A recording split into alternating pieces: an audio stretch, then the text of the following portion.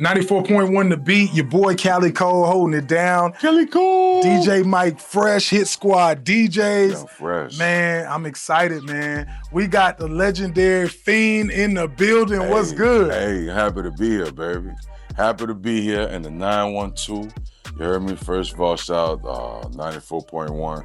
Shout out the whole city of Savannah, the whole state of Georgia for having us. You feel me? It's a special occasion. You heard me? We had a family reunion tonight, and we had to come stop and chop it up with y'all. You heard me? Hey, we definitely appreciate you, and just major congratulations, man. After the big verses, I know y'all out here moving. I mean, it's overdue. It's very much overdue. Yeah. Do you feel like that people, after seeing the verses, that it's widened abroad and respect for No Limit, or do you think it's just people just more expressing it right now? Man, great question. I think that you have to create something that matter.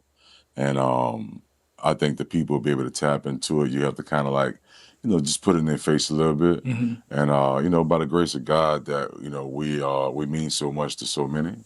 Yes, sir. So I think that, having that campaign about it, you feel me? It's no different than dusting the rugby polos off when it comes to winning, you feel me? Somebody gonna be like, oof, and yes, I think that's what happened. And man, we got with such a great collective of people, Swiss Timberland, the Versus staff, that whole brand, and to be able to bring Birdman, Big Baby Bubba, Cash Money Records, you know what I'm saying? The Colonel, Percy Miller, to the stage, and all the people, all the amazing artists and producers that come with that. I think that it was a force to be reckoned with. Then you had it in Vegas, like Fight Night, you feel me? Yeah. So I think all those amazing ingredients made it something to be, I want to see this again. Yeah, definitely. And I think just it was just major for the South, period, for everybody, and especially for Louisiana, seeing that. When you talk about that energy in that building and, just y'all celebrating what y'all already put down, because when you talk about No Limit, it's not like a little bit of music. It's a lot of music. Yeah. It's a lot of music and a lot of time. Like, how does it feel to have that work behind you now and just be able to look back at it? Like, does it feel almost like you don't know how y'all did all that from that time period? Man, once again, great question. Me and my fellow label mates, we were just working and working and working, and we saw the opportunity to put music out.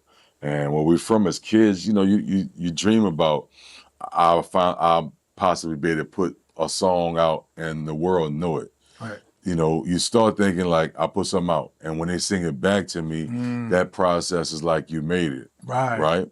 So to be able to get with a company like No Limit that was on the verge of doing this here, right, and be from the same soil, it was only right. But to have that type of impact like that, bro, it changed our lives.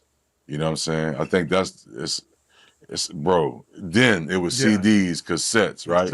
Yes, sir. You drop it on a Tuesday. By Friday, Saturday, they know the whole album. And they want to see you in concert, right? Right. So like, it's a real nostalgic something. It's, man, to keep it a straight buck, I mean, we didn't think, we couldn't even see this far. Wow. I gotta give glory to God, like, to be alive today, like, to witness it, you feel me?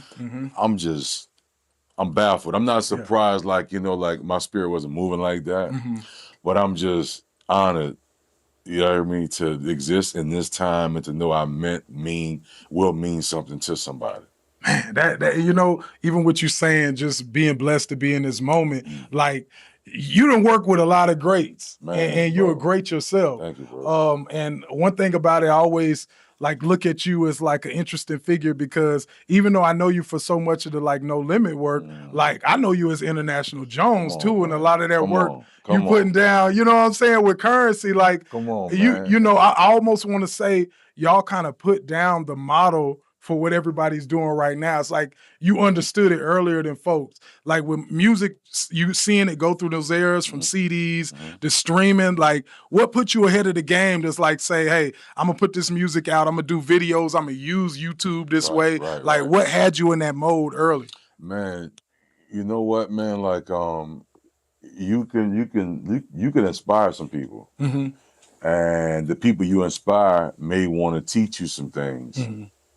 That's important. Wow, right. It ain't perfect. You gonna miss some of the greatest. You could be the guy that not gave Michael Jordan a discount on some shoes when he was 16 and trying to buy. You might have been like, I'm gonna tax him out of it. You know what I'm saying? right. And you could be the guy to be like, hey man, just take them. You know what I'm saying? True. Stay in school. You know what I mean? Bro, going back to meaning something to somebody. We meant something, mean something, will mean something to people, and we got an opportunity to learn from the people we meant something to. Right. Because to learn Twitter, social media, Instagram, the books, whatever, right? The vlog series era, right? That was a force to be reckoned with. Right. And that wasn't easy, but I honestly didn't get a chance to care. Like, oh my God, I need to impress Pitchfork. Oh my God, I need to. I didn't get a moment. Not to say that they're not valuable or super intricate. Right. I just didn't get a chance to get in that headspace. I was rolling up and recording. I was rolling up and recording artists, and I knew I was needed in these camps. I knew I was needed. I love making music, but to see it today, I know my space and my energy was needed in these camps. Right. Because they knew they could take that shot because they saw you. Right. True. Right? Yeah. So now they're looking at it like he's standing next to me. Right? Wow. Right? So I really can't foul up. Yeah. Right? Yeah. And he's about to sit up in here and take the shots with me. Yeah. So I got a chance to learn and adapt to that and turn up in different eras. You know, I got a chance to move forward instead of be totally left behind. You know what I mean? Well, you know, you got the ear for music, and I'm gonna talk a little bit about your A&R as well. But you know, but you do have an ear for music. Thank you, man. How do you transition that time period and know what sound is next or know what still sounds good? If you got to remove yourself out the equation, you know, like an ego edging God out. Get the ego out the way, and let the confidence of spiritually what you feel come out your mouth. It's a difference. My response is intentional, not reactional. Wow. Right? So that's how I am with music. I get so excited. I don't even know if I'm an a-hole. I don't even know if I'm, I need to shut the up. I'm responding. I'm literally spiritually just, man, oh my God, we need to do, and I think a lot of executives may have seen that and allowed me to just work with all types of walks of life. And I end up A&R and producing and doing things, being part of, man, a whole nother era. And if you live long enough, you'll see so many different versions of yourself. You know what I mean? If you live long enough, you will see so many different versions of yourself. Wow. It can scare you. Like, you know, like in real time, you are a passenger in your own life. True. You know what I mean? Yeah. Oh man, you know, just thinking about that and different eras and different things you've done. Also, like just who you are and your persona as being Fiend. Like you fit more like with the youth today. You know what I'm saying? Even when you just talk about rolling up and doing this and recording everybody, you already had that persona before it just became like a part of the culture fully. Fam. So you took some hits for everybody too. Bro, I was a fan of Snoop. Wow. So to be able to be co-workers, co-label, whatever, right? Yeah. It happened so fast. I'm in the studio 2 a.m. Here comes Snoop Dogg. Right? Yeah. I'm like one other person in the studio, you know? Like that type of stuff is so surreal. You can't get a chance to fan out. It's work to be done. Right. Me and Mac used to be in there so much that anybody might come through there and they know, I don't care how big they are, these dudes ready to work. True. If you gonna join us, you gonna watch us, or you gonna, you know what I'm saying? And I love that about it because you can easily get in your head and not just do the work. You know what I'm saying? It's cool to be a fan of yourself, but I can't get high on my own supply. True. Do it again. Yeah. The song is amazing. I listened to it 100 times before I even played it for y'all, bro. But don't get high. You can serve it and go to the next one. True. You know, this is an industry. If you process it as an industry, it is the definition is to be able to reproduce again, and again and again. I learned that from our brother Spitter, Currency, and Dreddy. You feel me? And I enjoyed that. I feel like I took the greatest classes of being a teacher to a student with Jet Life. Like, it humbled me. Yeah. It humbled me. But it was so fresh. Like it was so fresh, and like to see it, I was like, man, this is just like a natural transition. Bro, we was already working.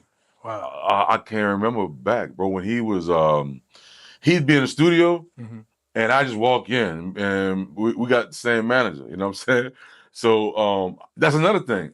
I asked this dude to be a manager. Now he manages most people, you know what I'm saying? Like the blessing to say, you need to be my manager. Wow. So I leave the studio. Currency's working in the studio for Jonathan Bender. Shout out to Jonathan Bender. He used to play for the Indiana Pacers. Yes, sir. Yes, sir. Shout out to him and Tracy Baltimore. You heard me? Shout out to Tracy. So Tracy, I'm leaving the studio. Spitty used to do this. Hey, big homie, you mind getting on this song with me? I was like, cool, pull it up. Lay it, leave. He laughed. I put you on this chill song because cats didn't think I can get you on a chill song because you're mostly aggressive. Right. I was like, oh, okay, you got a method to this. I was like, cool, right? I'll leave. We look back on the years of how much stuff I've been on. I've always been fortunate to be there. Right. Whether it was Lil Wayne, Currency, David Banner, Bone Crusher, Young Jeezy, Gucci Man, Trick Daddy, Webby. When Pimp C first came home, I got him his first feature. With T.I., they redid front, back, side to side. Manifest redid the beat. I introduced Gucci Man to Atlantic Records. You know what I'm saying? Man. Mike Fresh allowed me to discover NBA Youngboy. Hold on. You Say that one more time. Real talk. DJ Mike Fresh reached out to me with NBA Youngboy like 16 years of age. Wow. He said, man, homie, what you doing? I'm trying to book this artist from Baton Rouge your way. He said, matter of fact, I think you should manage him. I'm like, let me look into him. He was like, no, do that for me. I think this is price, but could you get in touch? See if you could do that. I find him on Instagram. I reach out to him. NBA Youngboy answers the phone. I'm talking to him like, say, little homie, I'm Fiend. He said, Fee? I said, hold on. I said, Fiend. He said, okay, hold on. I said, I worked with Lil Wayne. Lil Wayne? So certain things was catching him, right? Right. I said, hold on. I said, respectfully, can you put an adult on the phone, bro? He laughed it off. He put somebody else on the phone. We chopped it up. I went to his page. I was like, this might be a little too much for me. You know what I'm saying? All love and respect. It might be a little too much for me.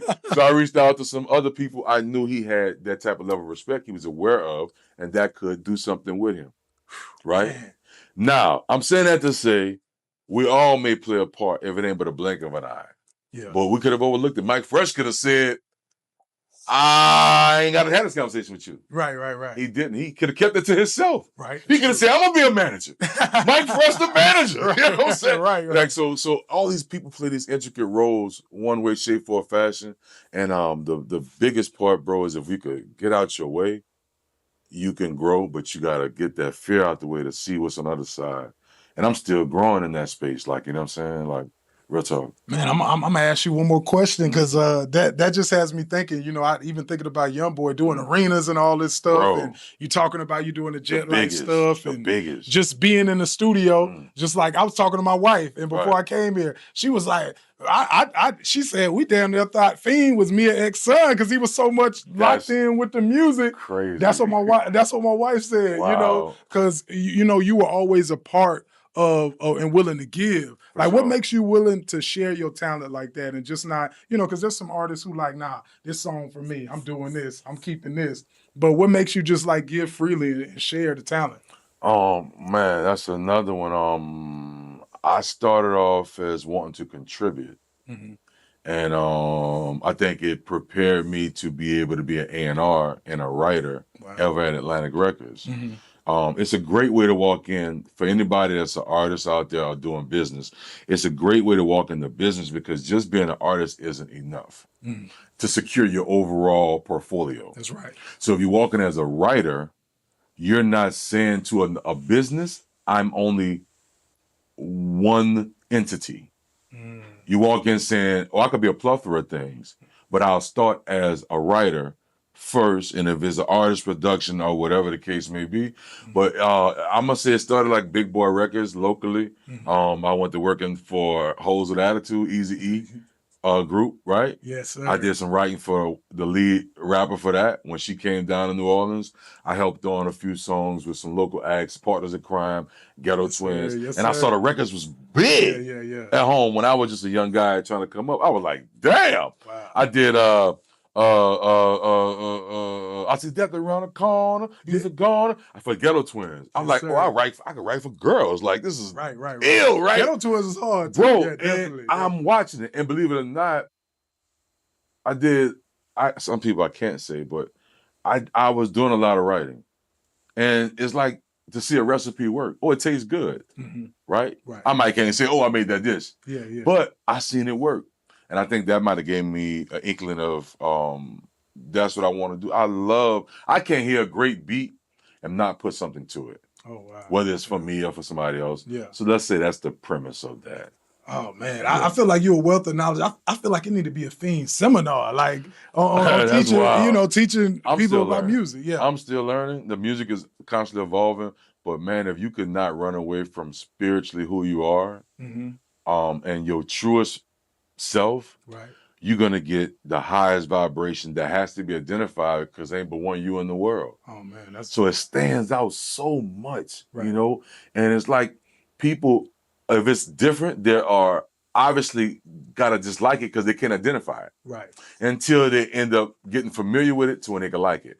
Because it's nothing but noise. Until it's your favorite song. It's just noise in the background, right? I like that. Until it's your favorite song. I like that. That's why people rap over other people's tracks for mixtapes. True. It's a frequency recognized. So it's so recognized to when you only can focus on what's different on it. That artist. That's true. Right? That's true. So, yeah, it's all frequency. And that's like a method because it does make you hone in. Like, okay, I already know what this song is like. Cheating. Yeah, wow. It's cheating. That's why some artists don't do it. Yeah, it's cheating, bro. But it is a smart way to demand yourself to be heard. Man, Fiend just gave y'all wealth of game. It is what it is. We in and out, baby. Yeah. 94.1 The Beat, His Squad DJs, DJ Mike Fresh, Fiend in the building. Yes, Lord. We know you about to rock it tonight in the city. Let the people know where they can get a hold of you and keep up with you. Oh, no doubt, man. Look, all things lead to 504fiend.com. We're now taking subscriptions too, you feel me? So all content involving Fiend is at 504fiend.com, of course. And for those that really been jamming with me, I'm under 3 names under Spotify, Apple Music, etc. Right? You can look up Fiend, Fiend. You can look up International Jones, and you can look up Fiend International Jones. Because I guarantee you there's a variety of projects that you haven't heard, and it's under those different names, you dig? And of course, Twitter is Fiend for the Money, Fiend, the number 4, DA Money. Instagram is 504Fiend, and hopefully you'll see all my other social handles from there, you dig? Hey, Mr. 504 Fiend, Mr. Womp, International Jones, all that. 94.1 The Beat. We happy to have you in the Seaport. Happy to be here. Hey, definitely. Anything you need, we got you over here. I appreciate you all, bro. The vibes has been amazing. You feel me?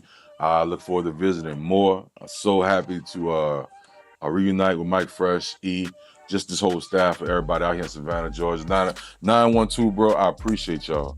From the bottom of my heart, I appreciate y'all. The love is unexplainable. I see you in the street, the mall, restaurants. I really appreciate y'all, man. 130, it's your neighborhood hero, Jones. Hey, we got you. 94.1 The Beat. Yeah.